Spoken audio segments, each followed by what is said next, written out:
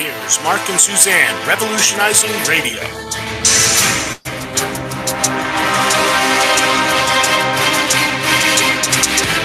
Well, good morning and welcome to another episode of the Mark and Suzanne Show. I am Mark. She is Suzanne. I'm glad you joined us here. We are about the business of revolutionizing some radio because goodness gracious, does radio need revolutionizing. If you want to keep and maintain the status quo, then tune in to Rush Limbaugh, Sean Hannity, Glenn Beck, whoever else, Laura Ingraham. Tune into all those programs. You'll get the same thing, just change some names. Literally now, folks, decade after decade. If you want to hear a revolutionary mind and way to think about the mess we're in, then I'm glad you joined us here on the Mark and Suzanne Show here on the Cerberus Radio Network. We are thrilled you joined us. We have a lot going on here today. Obviously, there were a lot of events over the weekend, and we want to get into some high-level discussion as well. There are always issues going on. It's actually oddly enough, one of the tools that keep us distracted from high-level discussions that we really need to have to solve the problems, because we get so caught up in the machinations of the day. What did Congress do today? What did Trump do today? What did Chuck Schumer do today? What country did we bomb today? What country are we pretending is threatening us so we can launch offensive military operations without a declaration of war? You get the point, folks. These day-to-day up and downs just keep us fixated and distracted from having the real conversations that we need to have. Well, that's what we're all about here on the Mark and Suzanne Show. That is certainly what we're trying to accomplish here on the network, and we're glad you joined us. Be part of the revolution. You can also play your part by sharing everything that we do with your friends and family. Invite them to come listen. Now, I get we're pretty controversial. We shouldn't be. I mean, this is a kind of weird thing. We talk very Jeffersonian. We talk about principles that actually form the country, and somehow we're too out there. So I get that sometimes there's a caution, there's a hesitation to share what we do, but please do. My guess is we're making enough of an argument over here that people will say, you know, I hadn't thought of it that way before. And maybe they'll stop and say, well, perhaps I should start thinking of it that way. Because really, folks, the mess we're in, we do need to change our thinking on these things. So with that, again, I'm Mark. She is Suzanne. Hello, Suzanne. How you doing, my friend? I'm doing wonderfully. I love hearing your sentiments that you're expressing, because as we know, a lot of the things that we have to say here, both on Facebook and on Cerberus Radio Network, it makes a lot of people uncomfortable. We carried this message over from our last network and we're bringing it over today. And the numbers are showing that people really do want to hear something other than pointing the fingers at the other party, like there's a difference between the two all day long. And as we were discussing before the show, you know, just getting your guy in office, the one that you want, because it's the lesser of two evils, we're seeing that we're not getting the results coming to fruition. And we're going to get into that. We want to encourage people to follow us over on Facebook, facebook.com/Cerberus Radio Network. We have a fan page. Just do the same thing and go to CRN. I encourage you to follow and read what Mark Kreslin's posts. You will just be thinking of things in a way that you haven't before, with other topics that you haven't before, particularly our foundational principles, and also how we look at and value life. The most defenseless members of society. You will hear that Mark eloquently fights that fight over there on his page. I try as well, and I end up getting banned from Facebook for a month at a time. It's absolutely crazy. We're also on SoundCloud. Go to Cerberus Radio Network, SoundCloud. That search will get you directly to our page. Features there for sharing what we have up, for downloading for free. We do not charge for this. We'd like to make money, but right now we are just enjoying the wave of people coming on over and listening to us. Share what we have to say. Tell your friends about what we're saying. We want this world to be a better place. At least where we are, we can start locally, think locally, act locally. Your world will feel like a better place. And, consider joining us. We have a YouTube page. You can follow us as well, Cerberus Radio Network over on YouTube. We had a lot going on this weekend, Mark. Where do you want to start? Should we talk with all of a sudden John McCain's a hero? He's a war hero. Yeah. Why don't we address that one? I think we kind of have to go there because that was such big news over the weekend. John McCain, as we all know, died. I don't know where he was at on a spiritual plane, whether he was a born-again Christian or not. His life didn't seem to reflect that. But I can't judge a person's spiritual position with the Lord. I hope he is. He did repent and is with the Lord. If not, he's in a very horrible place right now. That said, it's time that, as you would expect, that you would begin to reflect on a guy who had such a impact and visible impact in the world. And it's been interesting to see all the reviews of John McCain's life over the weekend. Myself personally, I don't have a lot of interest in covering him. I tend to think as a politician, he was a despicable man. I think he was a dishonest politician, but name me many politicians that aren't. Most are. It's just kind of degrees. How much of a liar are they? With the exception of Ron Paul, there's not many you can really name that keep their word, keep their pledges. So I don't have much good to say about any politician really, but in his particular case, this is a man that was really responsible for a lot of carnage around the world. He refused to represent his own state very well. He lied on the campaign. So I'm not interested in accolades about his service in the military. There's controversy swirling around that. We all remember the Keating Five, I hope, the savings and loan fiasco. John McCain was part of that, ripping off taxpayers for, I think the savings and loan bailout was in the billions. I can't remember how many billions it was, but it was huge. He played a part in that. I don't have much good to say about John McCain. I did not vote for him when he ran for president. It was the first time I really had staked out my position that I was no longer voting for the lesser of two evils. Suzanne, was he who? Oh, it was Romney ran against Obama the second time, right? And it was McCain. Yes. The first time. What's really sad is you mentioned Ron Paul. The neocons, the so-called flag-waving patriots, excoriated Dr. Paul. The one gentleman, I have said time and time again, the one true gentleman that we have had in Washington, D.C. And I remember a friend of mine came over to visit, and he said, and he was actually whispering it. We were just honoring his. I really like Ron Paul, but I'm afraid to say it on Facebook or on your page. And we were kind of relegated to the side, and I didn't know enough. I was just starting to learn that things weren't what I thought they were at the time. I've shared the story before. It's embarrassing, but, we have to confess before we can repent. When 9/11 happened and I saw those towers coming down, my first thought was, what kind of world have I brought my two boys into? They were 1 and 3 at the time. And my second thought, and here we go, folks, thank God George W. Bush was elected, because I know he's going to keep my family safe. He's going to get to the bottom of this. The Bush dynasty is part of what caused the very situation. Once again, we see government doing this time and time again. They create a problem, they exacerbate the effects, and then they say we are clearly the solution to this problem. Well, in that election cycle, Dr. Paul was running. Just let's engage in a little fantasy for a moment. What do you think the world would be like today if Dr. Paul had been elected, and we didn't even put John McCain up? Let's assume Dr. Paul was able to beat Obama, and maybe he could have. We would have had maybe some reforms with our Federal Reserve, our system of fiat currency.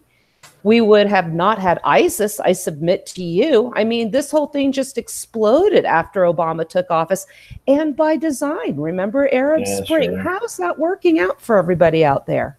No, this is kind of the fantasy we like to play with, right? What would happen, and yet there's value in actually doing that. And I hope our listeners get that there is value in dreaming of a better time. It does us no good just to live in the swamp and mire of this garbage that we live with every day. The lying, the constant deception, the constant evil, and then try to somehow justify in our minds, I still have to participate in it. I don't want to participate with people like John McCain. I don't want John McCain to have any power or people like him ever.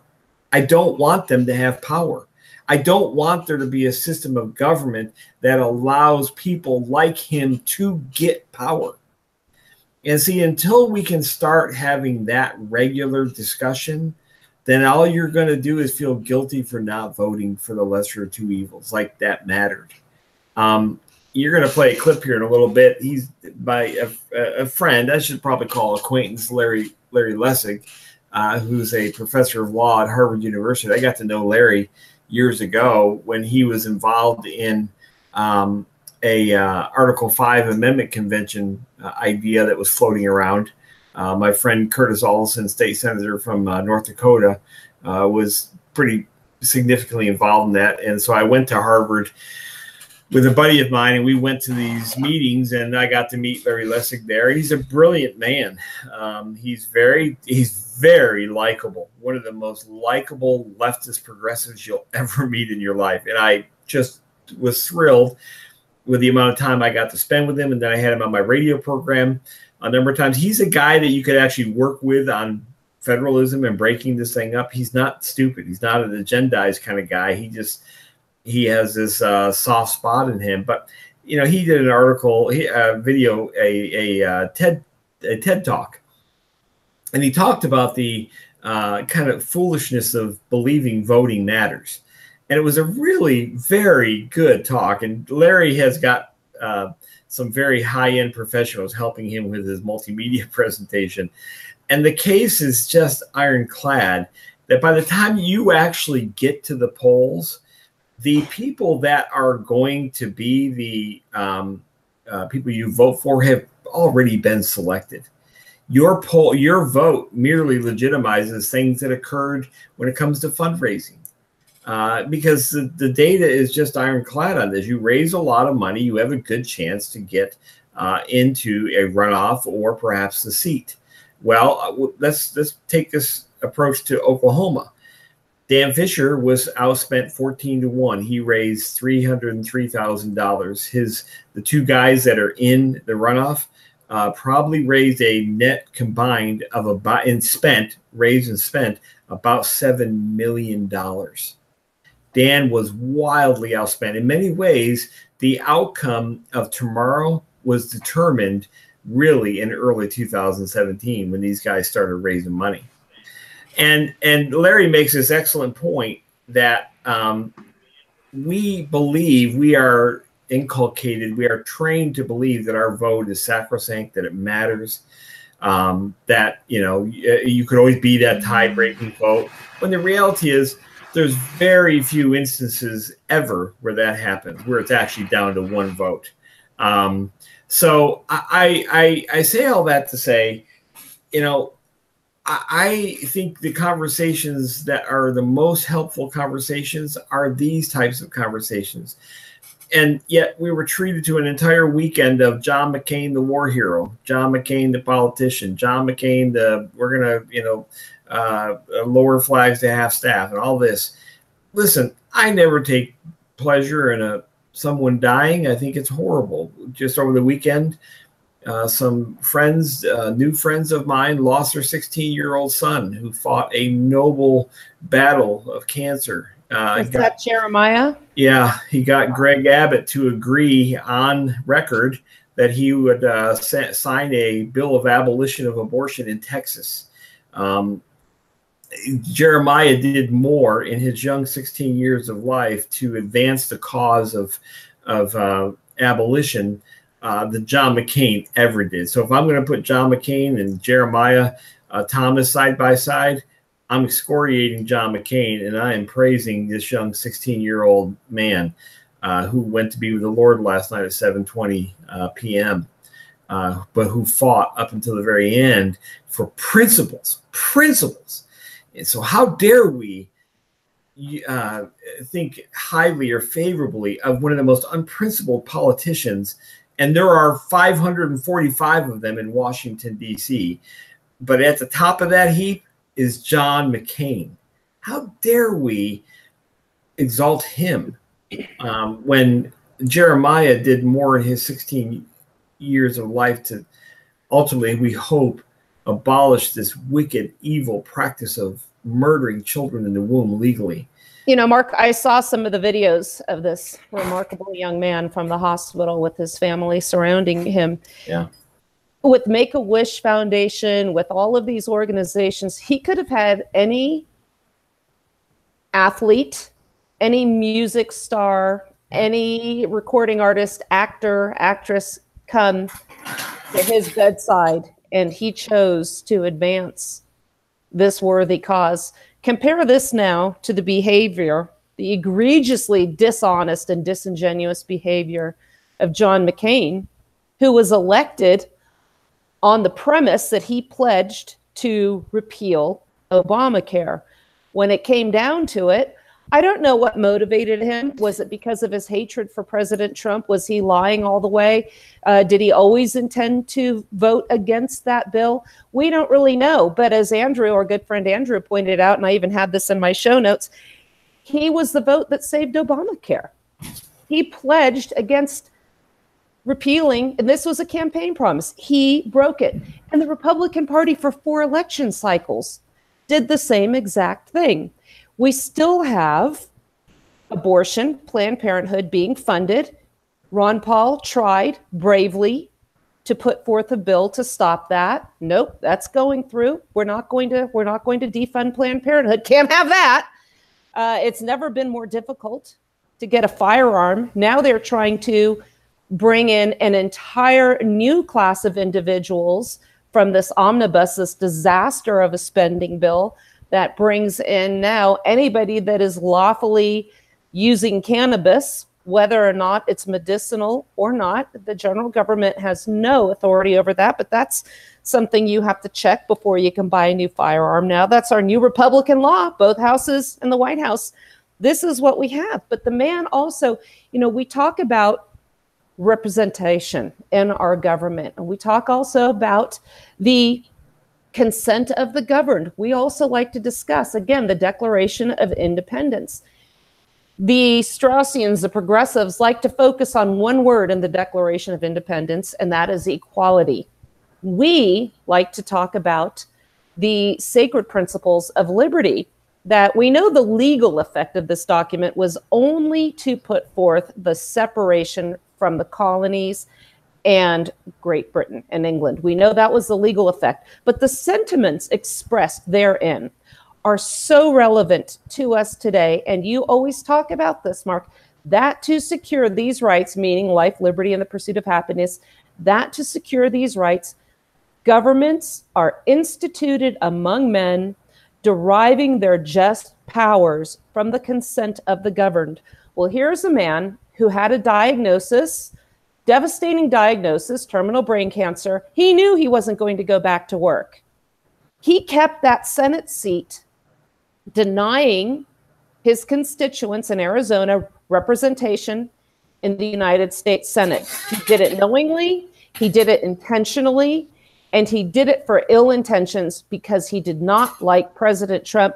And after he reneged on his pledge to vote to repeal Obamacare, he knew that the people of Arizona would likely vote in somebody that would go against what he did. So what did he do? He went home, he kept his little Senate seat, his title, his little throne, and wasted it. He took that seat, did not use it, did not go to work. By the way, where else but being a government employee can you not show up to work indefinitely and still get paid, still get your pension? and still say that you're a valuable asset to that working community? Only the government, folks. So what happens now? He held out long enough for his, I believe his wife now is being appointed by the governor for that position. That was the last I read. Folks, this is the stuff that they do in banana republics. Tyrants pass over their title of royalty to their family members. We saw it with the Bush dynasty. We saw an attempt with the Clinton dynasty. Don't write Chelsea out yet unless She Guevara Cortez is going to grab that opportunity from Chelsea. We see this all the time. Where do they get off thinking they have the right to just pass that seat over to a woman who's going to continue his broken promises? This is why, what you said, Mark, this is a broken system. The man's being hailed as a war hero. Let's talk a little bit about that war, Mark. What was the benefit we got? Are we more free as a result of the Vietnam War? Of course we are. Of course, just like we're more free because of Afghanistan and Iraq and Syria. I feel the freedom just flowing down on me because of those wars. I'm so free it hurts. Yeah, this is where I wish we could have our friend Sean on at times, because oh my gosh, deals with these things in he uses such great phraseology to describe this. But this, Eisenhower warned of all this, the vast military industrial war complex. Folks, it is real. What was Vietnam about? Now finally we've gotten far enough away from it, we can actually begin to critique it. And not the people who were forced to go over there. So if you were there, do not think this is aimed at you. You obeyed your government. You were drafted against your will in many cases, and you went there. And the government has to stop hiding behind their service, which was involuntary on the overwhelming majority, their service or their sacrifice, and say, well, thank you for your service. You know what? When you go and you enlist and you fight in these wars, now I'm going to make a lot of people, oh, my son enlisted. How can you say that? If we know somebody's addicted to heroin, do we give them heroin? Right. This government is addicted to war. Stop enabling them. Having these discussions, you mentioned a critique of Vietnam, is not disrespectful to those that fought there. No. I think it's disrespectful to say it was a patriotic duty, to just acknowledge that, yes, this was a great thing. I had this conversation. This was years ago. I had a friend that hung up, he was a United States Marine, hung his flag up upside down. The American flag was displayed upside down. He felt that we were in distress with his Marine Corps flag and a "Don't Tread on Me" flag. And this woman was apoplectic. Are you saying we should tell those that served in Vietnam that their time was wasted? I thought, we should have this conversation. I can't imagine now that I have two boys of fighting age being drafted to go fight in the sand pits of the Middle East or anywhere else over there, Indochina, I don't care where. Nothing going on over there affects our freedom here. But for me to have raised these boys, for the government to send us a piece of paper and say, I've got to give them up, and you're going there, I'll tell you what, when my sons turned 18, my first one turned 18, that draft card was there on his 18th birthday, the draft registration card. I tore it up. I said, you want to register? I will have nothing to do with it. You go online. You can do it online if you want. And then I'm going to do the same thing when my second son turns 18. I encourage everybody to do the same. Oh, Suzanne, you hate America.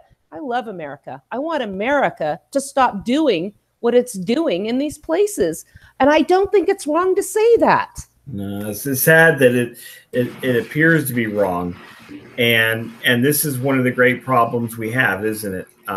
Is that politics has been so emotionalized that people really suspend thinking when they engage in it.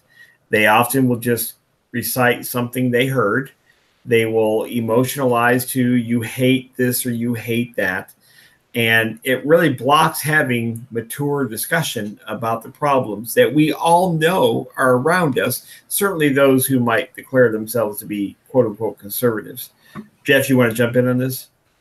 Yeah, I just wanted to say that the Constitution and the amendment process has really made conscription illegal involuntary servitude was abolished in this continental landmass, and directly in with the federal government. They can't conscript, yet they still require you to put your name in so they can draft you.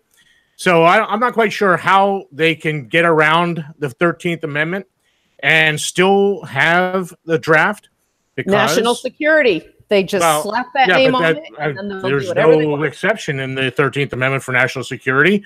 Again, the words matter or they don't matter. Again, we all agree the Constitution is a waste of breath.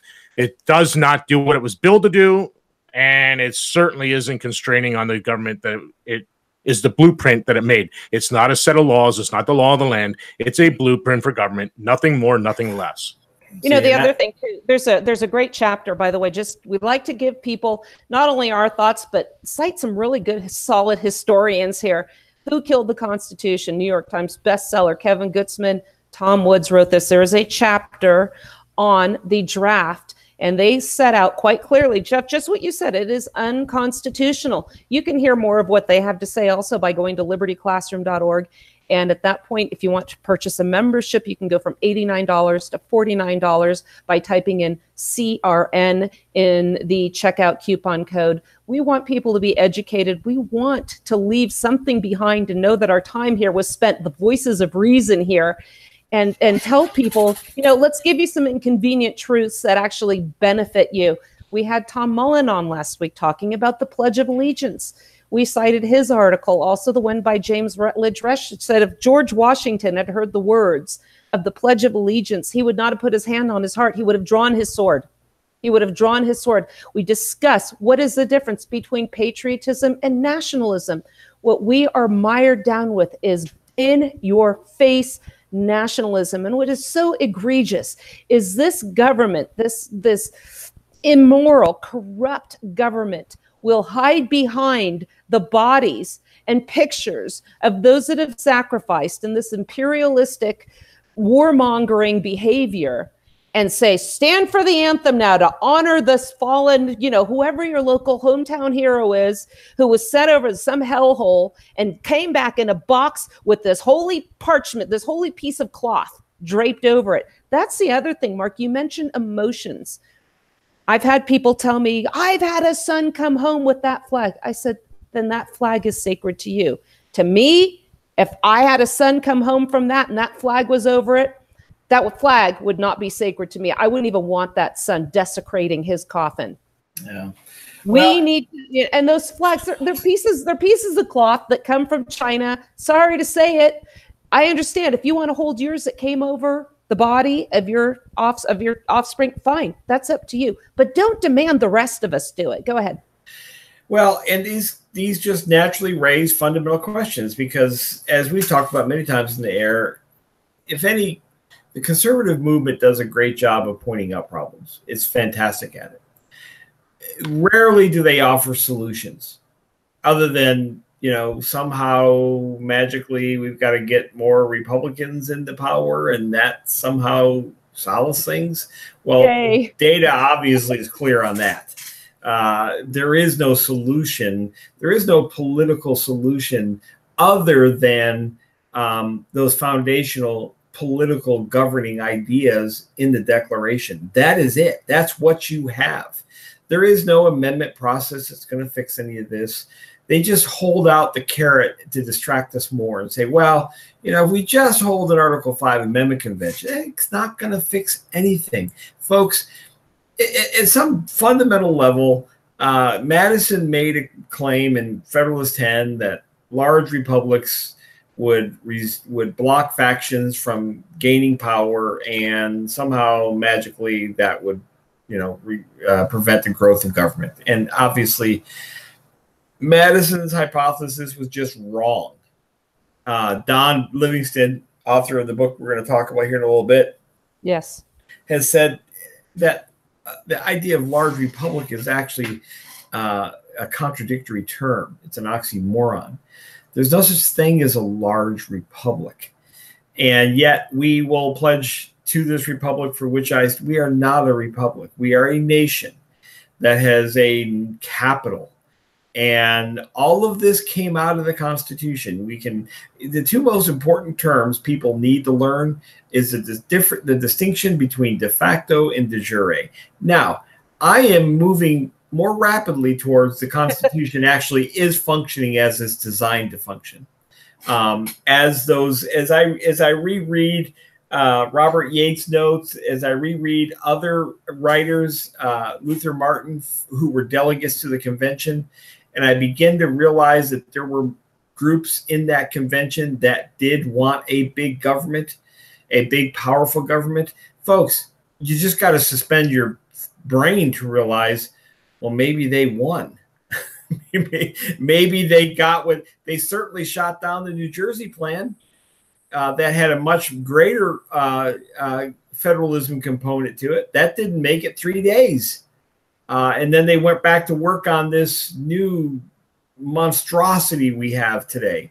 So I'm not convinced that it isn't actually working the way it was designed. And, now I could lose every conservative friend I have on that very statement because of the emotions, Suzanne. They have been trained to believe. I was trained to believe. I'm thinking this through right now. But you see, folks, one thing that I will never do is stop thinking these things through. If I have no friends, I don't care. It doesn't really matter to me. See, when you enter this arena on principle and you will die in those principles, it doesn't matter what people think about you. It doesn't matter if they get mad at you. It doesn't matter if they call you a traitor. It doesn't matter. None of that matters because I'm operating on principles and I will not bend those principles. Down here, as you know, we have a runoff tomorrow for the Oklahoma GOP primary. And everybody is now categorized the two candidates as a socialist and a conservative. And my good friend Dan Fisher, who ran as a abolitionist by asserting state sovereignty, said yesterday from the pulpit in church that he would not be endorsing either one because to do so would violate his principles. Now, that's a guy I'm going to listen to from now on. That guy just Mark, they were Republicans. They were Republicans. Exactly. And he was a former Republican legislator. And so all the pressure from the GOP in Oklahoma is on Fisher to endorse somebody. Well, Dan is not going to because why? He's a man of principle. And folks, sometimes you got to just be honest with yourself. Maybe you are not as principled as you think you are. And you can say I'm principled, but maybe you're really not. And you're much more interested in political expediency. I am not, folks. I will not vote for either one of those candidates tomorrow. I will register a protest vote insofar as I will undervote my ballot. There will be 14 selections and I'll make 13 and I will leave one blank. I will be signifying my vote on this. And how dare anybody say that I'm wrong to do that? Because I'm actually sticking with my principles. And we hear this all the time. Well, and the first time I heard this, we were talking about this before the show, was in high school. A friend of mine said, well, if you don't vote, you have no right to complain. Well, it's your vote to do with what you want.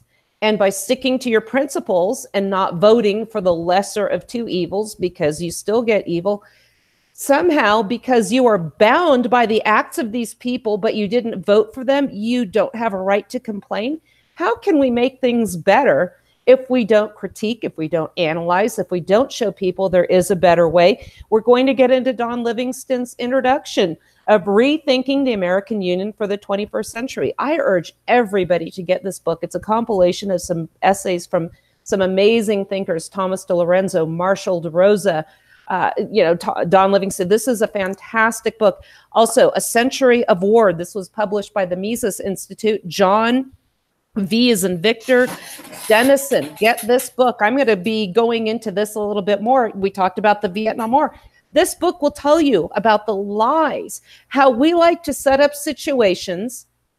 The inevitable happens. Oh my gosh, we were attacked. We were attacked. We never saw this coming. This book will illustrate for you that not only did we see this coming, we planned it so we could get into numerous wars. What did the founders say? What did James Madison say about standing armies? They led to war, to debt, to taxes, to the rule of the few by the many. This government, before the ink was dry on the sacred parchment, started doing, like you said, what they wanted to do. So not only did they reject the Virginia plan, they rejected the New Jersey plan, came up with a compromise, and then went Virginia plan on steroids. And we've been lied to. So we really want to encourage you to understand the principles upon which we were founded. By going away from those is why we have all these national issues, these national problems.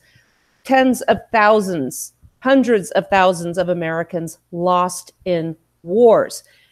Look at John McCain. There's an article here. I don't know. Some people are kind of neutral on Zero Hedge, but there's an article in Zero Hedge that just illuminates the warmongering nature about John McCain. And this came out when his diagnosis was first announced. And you can read about his supporting for war in Afghanistan, Iraq, Syria, Liberty, West and Central Africa, Iran, going to Bosnia, Kosovo, Ukraine, Russia, bonus, they say China, also North Korea.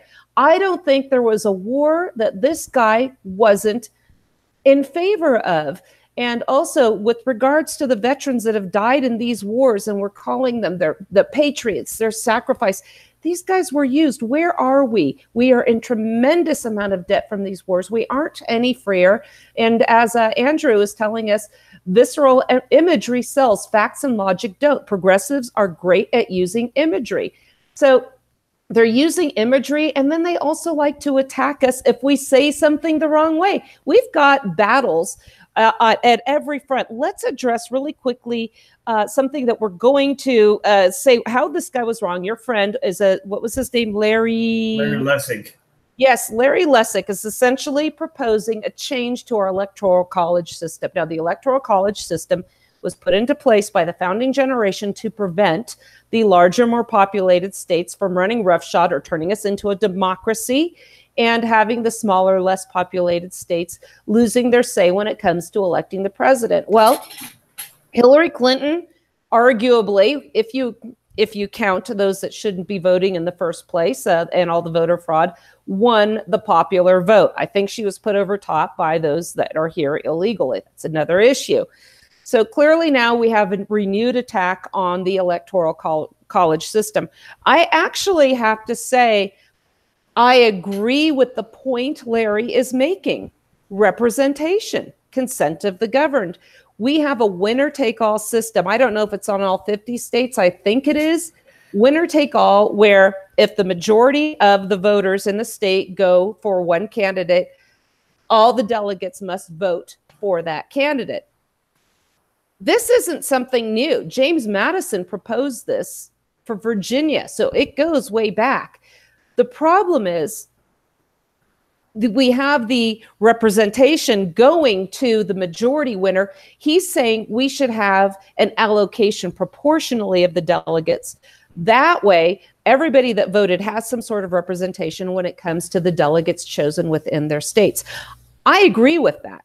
What I disagree is the means by which he wants to go about this change, and he proposes using the 14th Amendment, saying that it's discrimination, not allowing these people to have their say in a violation of due process. I believe that. So essentially what he wants to do is take the federal judiciary and ram a national policy down the states. I think the states would be wise to go with what he has to say.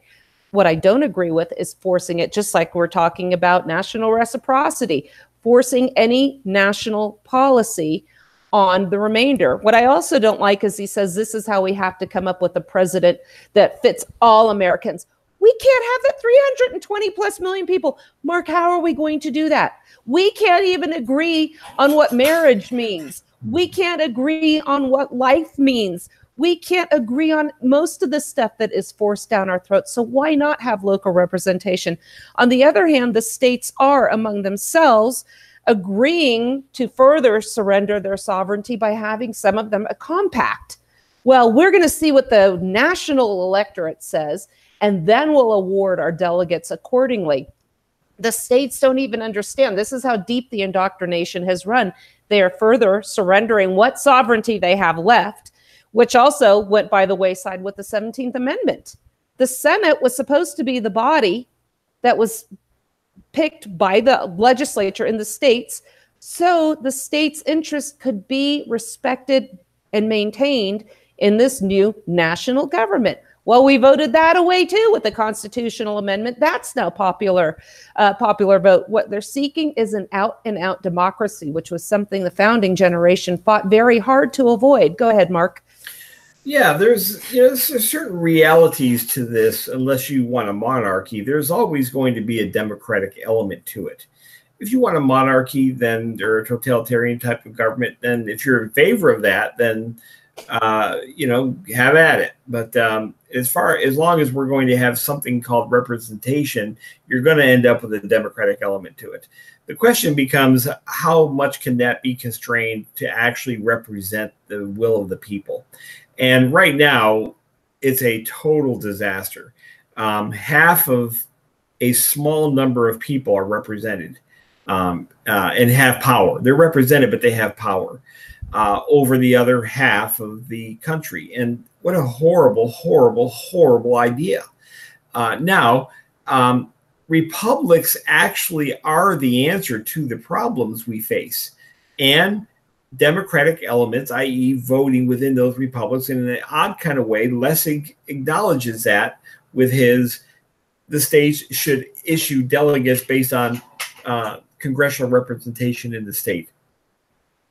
This has been an idea, and there are a couple of states actually that do that right now. They have an at-large delegate, and then the electoral. What do they call the guy who's the electoral delegate? Is a name for him, but elector.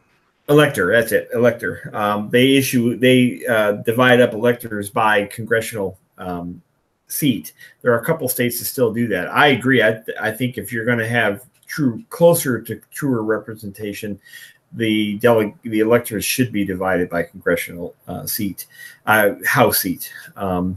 So I think Lessig's heading in the right direction because it makes consent a little closer to the people. However, it fails when it comes to a national government that has and wields the power this one does. So what's the actual solution to that? See, nobody wants to have that conversation. We want to have a conversation. We accept as almost sacrosanct a national government. We just accept that that's how you do things. And until we can get enough people to say that's really a stupid way to do things, it's not only a bad idea, it's really stupid to do things nationally. Well, until people are ready to have that conversation, then the best you're going to get is Lessig saying, well, at least let's have representation at the House district level at the state.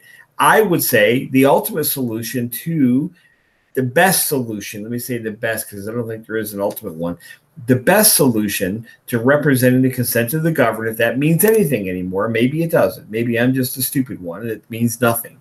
But the best solution to the consent of the governed are breaking things down to small republics. Now, within those small republics, and I'm talking small, I'm talking republics probably of not more than 100,000 people, small republics. That would create about 3,200 republics in this country. But you at least have something closer to representation in that republic. Now, you're still going to have majoritarian rule. There's no way around that. In that republic of 100,000 people, you're still going to end up with something akin to majoritarian rule. But in a republic, you have a much greater chance of having shared values. So majoritarian rule won't matter as much right now. You know why majoritarian rule sucks right now? Because every stinking 4 years, the half of the country is pissed off at the other half. And over it's getting R or D. Yeah, and it's getting more and more violent. You've got more and more hatred. You've got more and more lying and deception. And we still think this is the greatest system of all time. Are we just stupid? Folks, we have to consider alternatives at this point. Let me share really quickly some sentiments that's shared at the beginning of this book, and maybe if people can understand this, it will entice them to get this book and read some more. But the book starts out that scholars from across the ideological spectrum have examined the modern paradigm of centralization that has led to the creation of vast-scale unitary states. And that's what we are. Forget the 50. We're one. We're one. Yeah, right.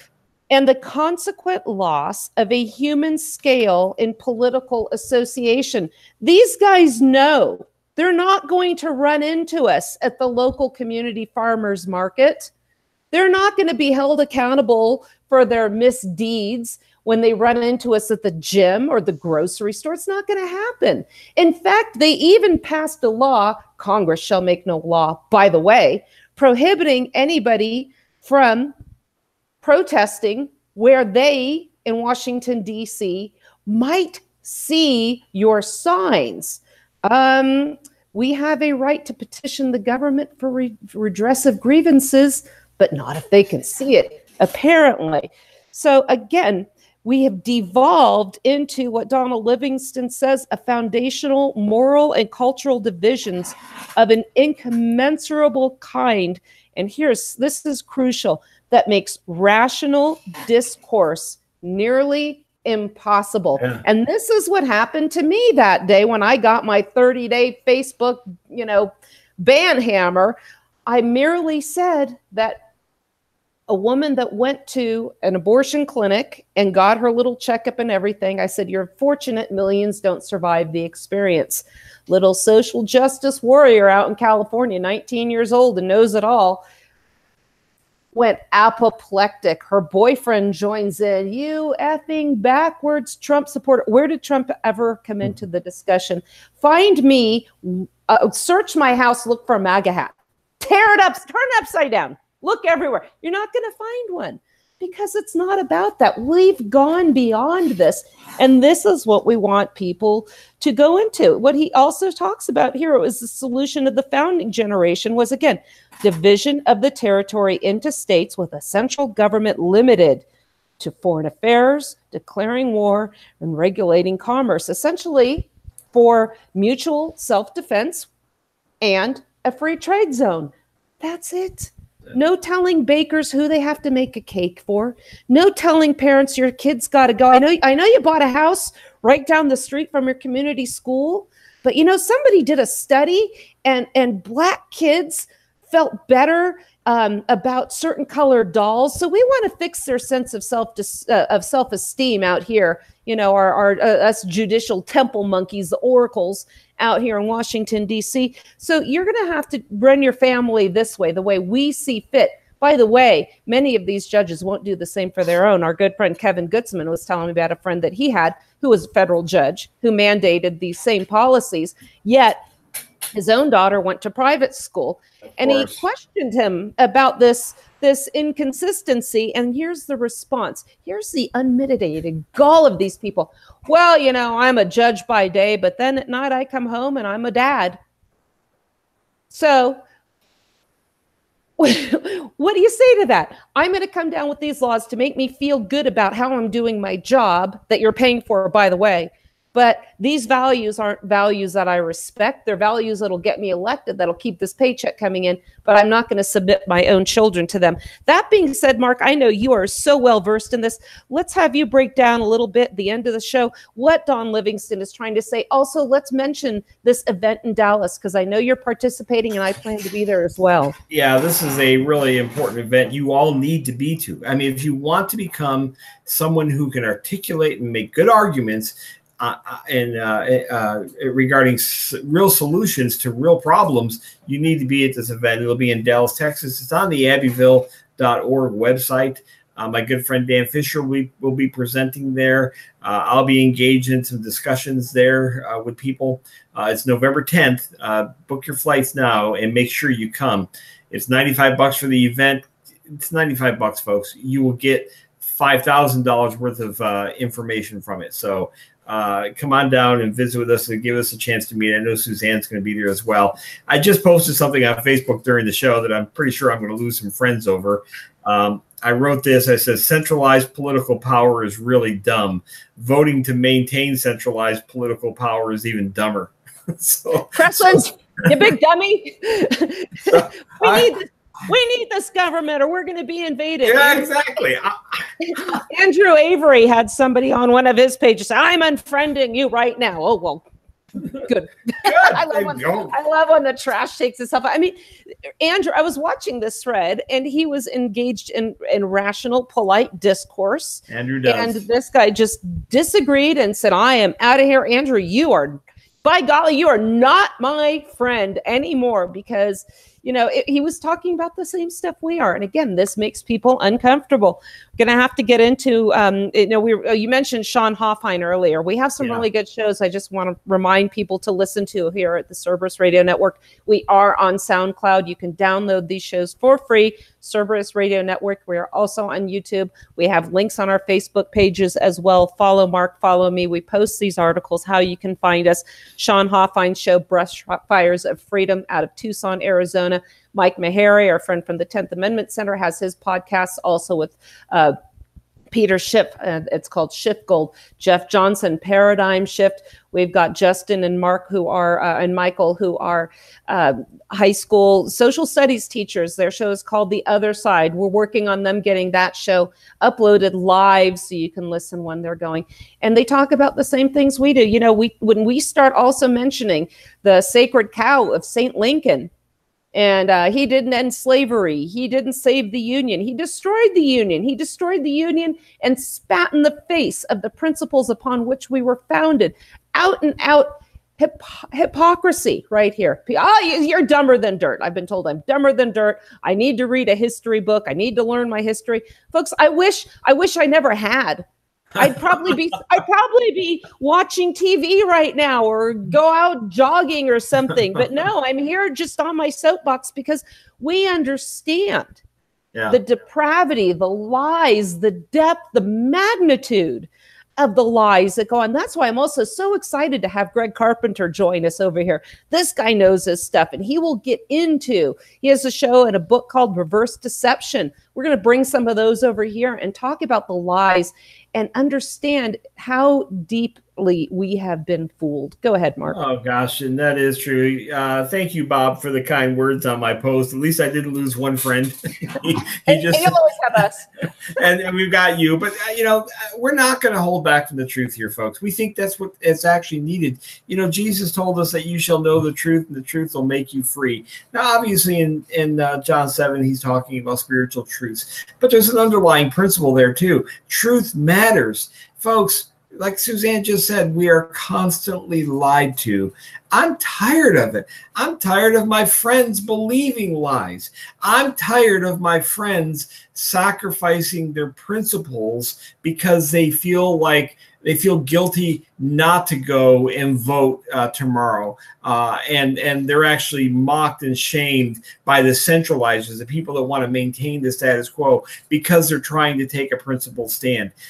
That just really wounds me that we are so, especially within the Christian community, that we are so committed to a political process that we will sacrifice truth to maintain the political process.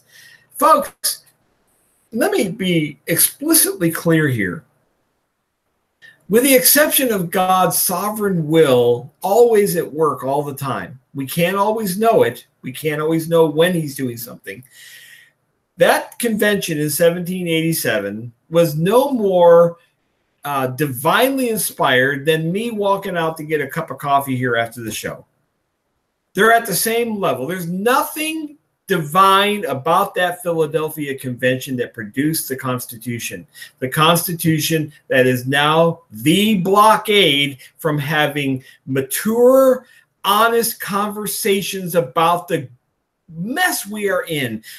That equals 63 million dead babies legally murdered. How could this possibly be a legitimate government?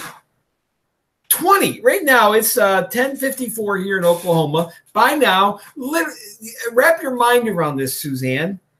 In Oklahoma, conservative Christian Oklahoma, some baby has been torn apart, ripped apart.